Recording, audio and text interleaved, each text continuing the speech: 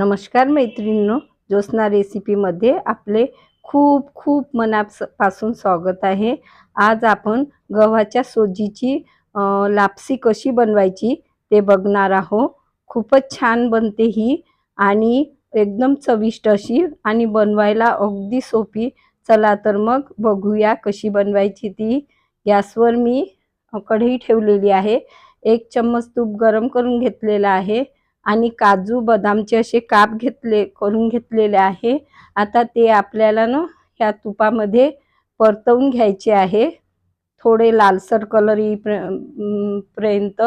तर काय होतं ना, याचा कच्चेपणा जातो आणि मग हे आपल्याला लापसीमध्ये खूप छान लागतात। हे तुकडे दाताखाली येतात तेव्हा।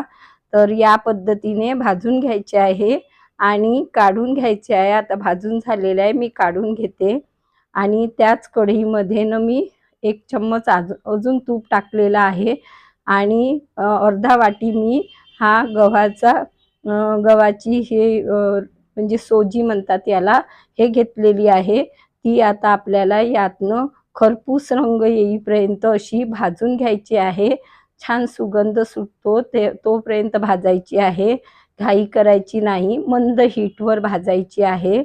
या पद्धतीने बनवाल ना लापसी तर खरंच खूपच छान बनते ही आणि खायला इतकी रुचकर लागते ना, खरंच एकदा नक्की बनवून बघा।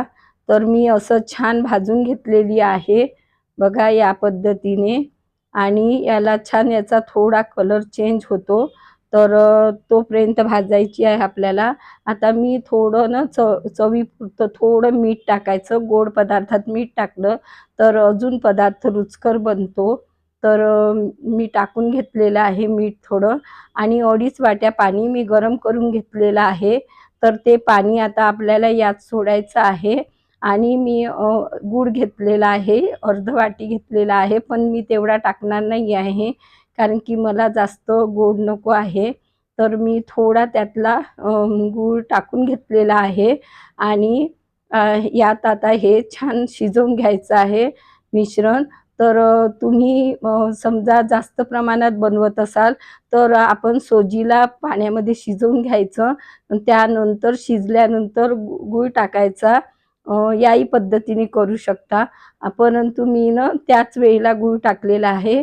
बघा छान शिजलेली आहे। आता आपली लापसी अशी दाबून बघायची। तर आपण याही पद्धतीने बनवून बघा, खरंच खूप छान बनतो।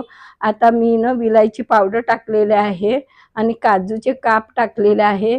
या वेळेला तुम्ही थोडंसं यातनं तूप वरून पण टाकू शकता, अजून छान वाटतं। मी टाकलेलं नाही आहे। बघा आपली छान अशी मऊ लुसलुशीत अशी छान लापसी तयार झालेली आहे। एकदमच खायला छान टेस्टी बनलेली होती। तर तुम्ही नक्की करून बघा। कशी वाटली तुम्हाला माझी रेसिपी कमेंट्स करून कळवा। पुन्हा भेटू नवीन व्हिडिओ सोबत, तोपर्यंत मस्त राहा, खुश राहा। धन्यवाद।